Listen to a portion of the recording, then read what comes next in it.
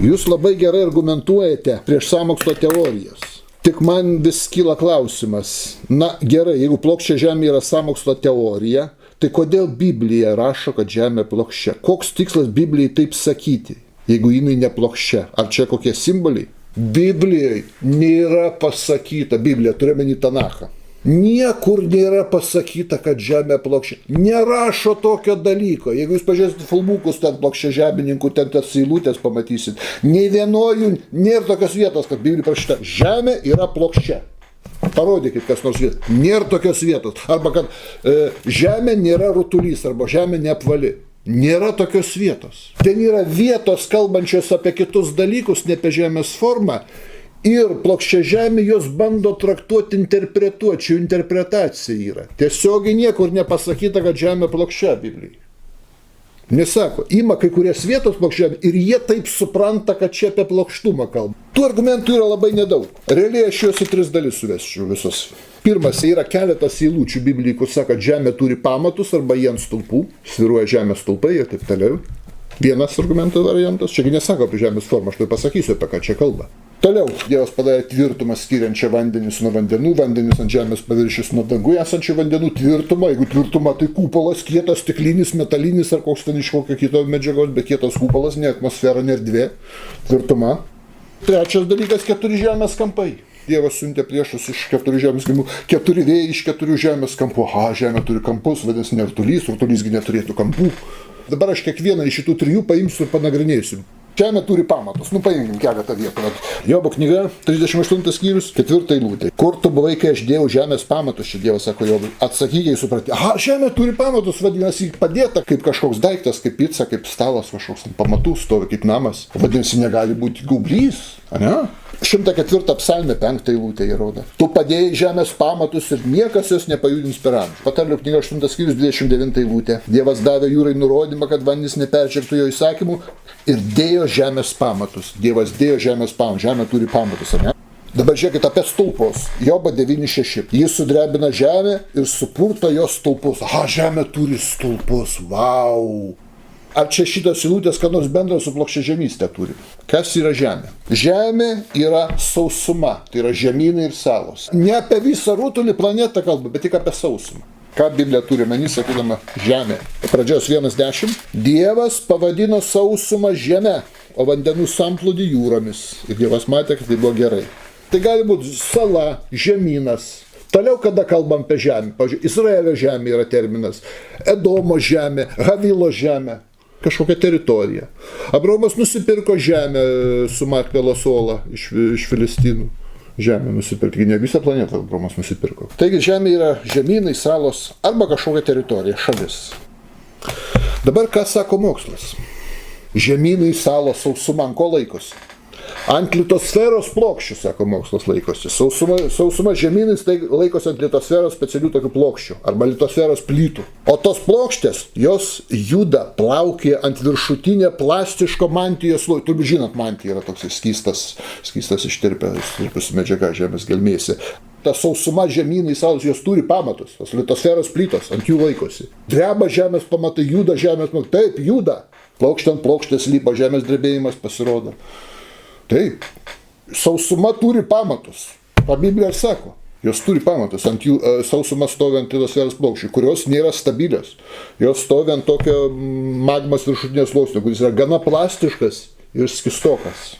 Jis kartais juda. Labai lėtai žemynai, bet juda jie. Pavyzdžiui, dabar Afrika skyla, tai plyšta pusiau. Dėl to judėjimo. Atsivėrusi didžiulė, reiškia, per vidurį žemyną eina. Žemės pamatai čia yra, ne planetos visos pamatai. Kodėl iškart įsivaizduoti žemę kaip stalą ant pamatų pastatyta? Kaip tik atitinka Biblijos tvirtimas mokslo duomenys. Turi pamatus, jis stovi ant tų litosferos plytų plokščių. Jie yra tie stulpai, kurie laiko sausumą. O pats rutulys kosmose. Mokslas sako ant nieko.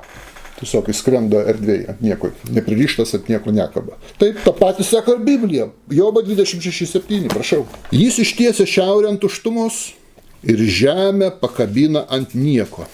Tas sako ir mokslas. Tai va, su žemės pamatai, su žemės stulpais įsiaiškinu. Tai labai įdomu, tai aš klausimą duom. Biblija sako, kad žemė ant stulpų, tai kodėl sako ant nieko?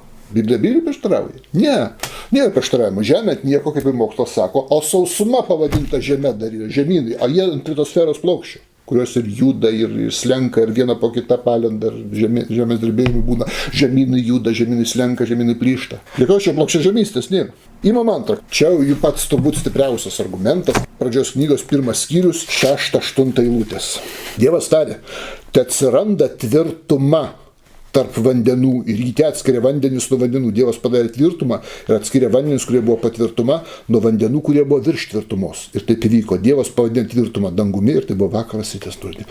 Dangus yra tvirtuma, viskas, kupolas, ne? Skambantis, kaip stiklas, kaip veidrodis, kupolas, viskas. Kodėl reikia? Raketa nepramuša. Kodėl, sako, raketos krenta, jis atsimuša, kupolą atsimuša ir nukrenta. Ir labai mėgsta plokščiažemį. Joba 37:18. Ar tu su juo ištesi dangaus skliautą, tvirtą kaip veidrodį švarę nulieto? Wow, dangus yra tvirtas kaip skliautas tvirtas ir kaip veidrodį švarę nulietos. Anksčiau veidrodžiai būdavo variniai, nes stikliniai. Stiklas vėliau. O varisgi metalas kietas. Tai va, koks yra dangus, kietas kaip metalas varis. Skliautas, kupolas. Jeigu kupolas, tai gal žemė plokščia. Nu nesako čia, kad žemė plokščia, bet jeigu kupolas, tai gal ir plokščia yra. Negi čia visas rutulys kažkokiam dar gaubti.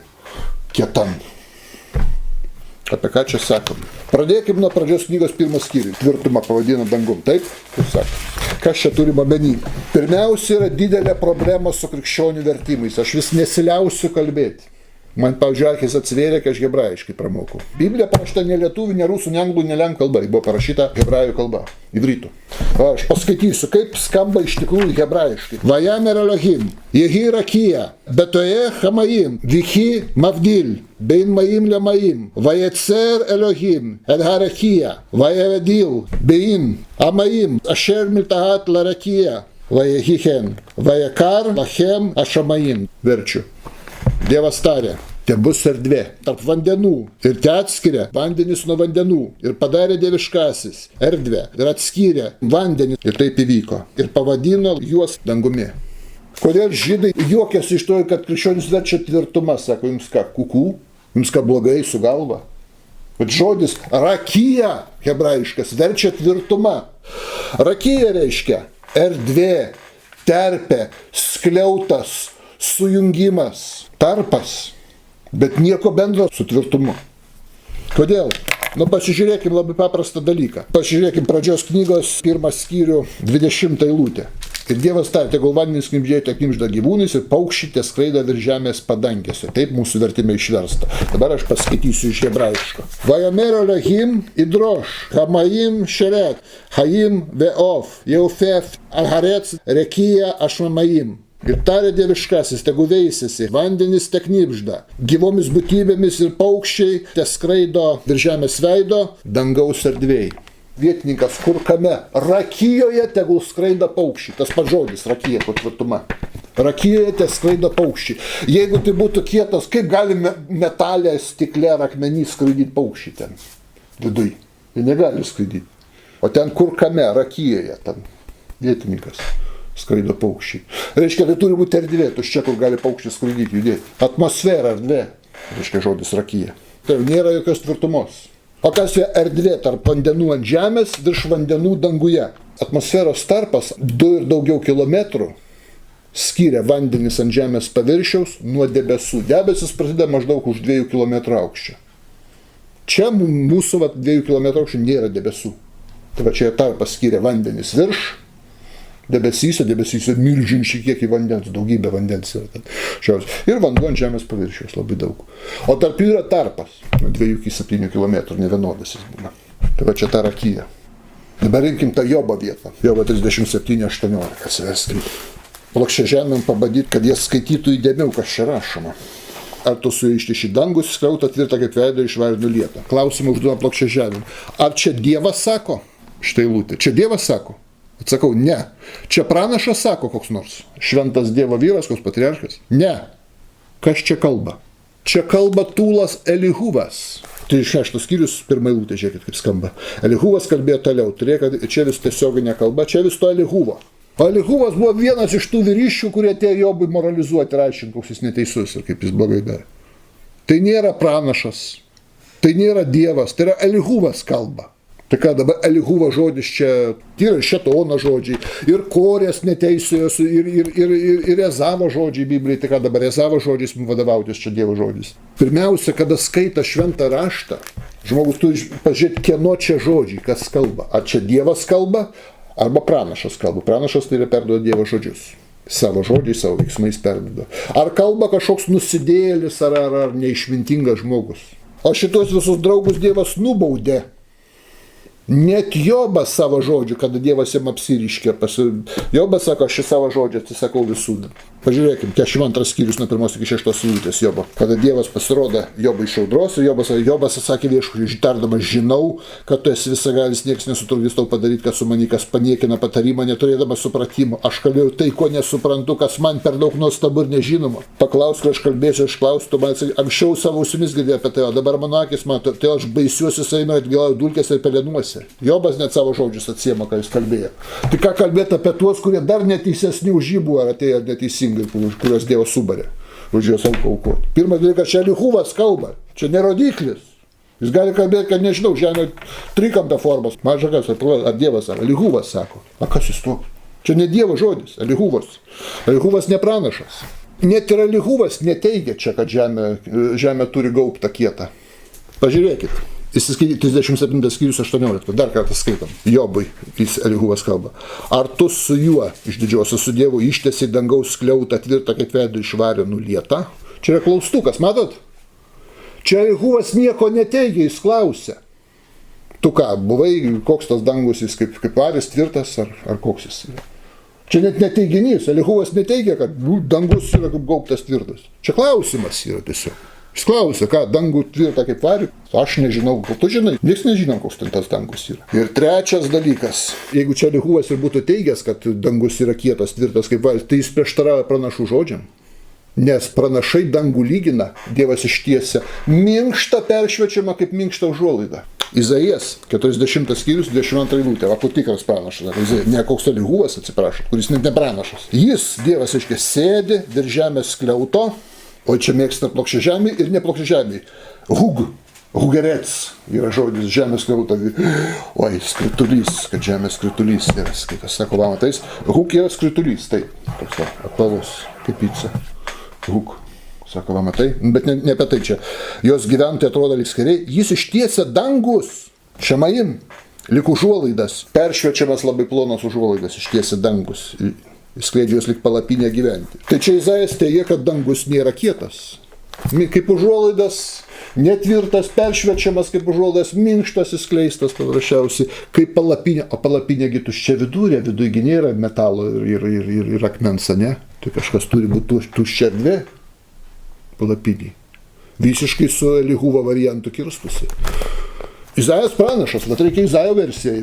Ne Elihuvo, kuris nusidėjėlis buvo, kurios Dievas nubaudė, ir Jobas už jos aukas turėjo aukoti. Net Jobas savo atsiėmė žodžių, sako, kalbėjau, ko nesupratau. Tai apie šitos tos veikėjus 4, kurie Jobą mokiname, čia net kalbėti nėra ką. Čiagi ne Dievo žodis. O Izaijas Dievo žodis, Izaijas pranašas.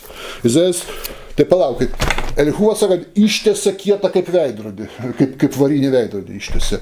O Izaijas pranašas sako, minkšto kaip užuolaidas, tai palaukit. Prieštaravimas? Ne prieštaravimas. Elihuvo žodis nėra Dievo žodis. Čia jų samprotavimai. Čia rodo, kaip pagonys, nesuprasdami apie Dievą, samprotauja. O Izaijas sako, va toks dangus yra. Tai va. Dabar eina prie žemės kampų. Trečias argumentas apie žemės kampus. Dažnai mėgsta rodyti, pavyzdžiui, Izaijo 11:12. Jis, reiškia, Mesijas, iškels vėliavą tautoms. Surinks Izraelio pabėgėlius, judų išsklaidytus iš 4 žemės kraštų. Aha, žemė turi kampus. Prisimenat, aš juokiausi, kad plokščiažemė mėgsta tą Izaiją 40:22 rodyti, kad hug, skritulys. Ir man vienas plokščiažemis ir visus tos argumentus išvardinęs nuo filmuko, net eilės tvarka nuo filmuko perrašęs buvo, kad hug yra skritulys hebrajų kalba, iš tiesų skritulys reiškia. Ir 4 kampai. Tai aš sakau, tai tu palauk, tu apsispręsk. Skritulys 4 kampų neturi, jis bekampės skritulys.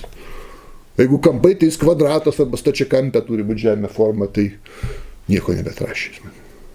Tai pirmiausia, jūs apsispręskite, kokia ta žemė. Jeigu skritulys, tai tada kampų nėra. Tai tada šitas argumentas jūsų niekinis, jūsų pačių žemės forma, apvalios picos forma, kažkas nesigauna, ne? Žiūrim toliau. Toliau tie filmukai, visi tos nuotraukas man vaizdus atsiuntė pražiausiai. Irgi apvali žemė, apvožta apvaliu kupolu, stikliniu, ten saulė, mėnuliukas skrenda, net kaip lemputės, prašiausiai, ir duoda man argumentą 4 žemės kampus. Ir jis nesupranta, kad jeigu 4 kampai, tai tavo tie visi filmukai, kuriuos rodo jums apvalų, šitą modelį paneigia. Griūna tas modelis, jeigu 4 kampai būtų pa žemę. Apie kokius čia kampus kalba? Kaip jau sakiau, erets reiškia ir žemę, kažkokią teritoriją, šalį. Pavyzdžiui, pradžios 2 skyrius 10-11 apie Havilo šalį išves. Tas pats žodis erets, žemė yra. Čia tik vertime šalį verčia, bet tas pats žodis erets. Havilo šalis buvo pavariausiai. Erets Izraelį. Izraelio žemė. Taip yra. Egipto žemė, žiūrėkit, Išėjimo 5.12. Žmonės įsklaidė po viso Egipto šalį. Originalią Egipto žemė. Erets Micraim, Egipto žemė. Taigi, Egipto žemė ne visas rutulys, kaip kalboje. Taigi, gali būti teritorija kažkokia. Taip pat atsimint pradžios 1.10 mes rodė, kad žemė yra sausuma. Dievas pavadino sausumą žemė. Tai gali būti žemynai, salos, sausumos teritorija, atskiras žemynas kažkoks žemė pavadintas. O jeigu šalis arba žemynas, jis gali kraštus ir 4 turėti. Kodėlgi ne iš visų 4 pusių? Pavyzdžiui, rašo, ateis iš visų 4 pusių, iš 4 kampų Izraelį. Kaip čia įrodo plokščiažemystė? Niekaip, nėra tokio dalyko kaip plokščiažemystė. Nėra ir būti negali tokio dalyko plokščiažemystė.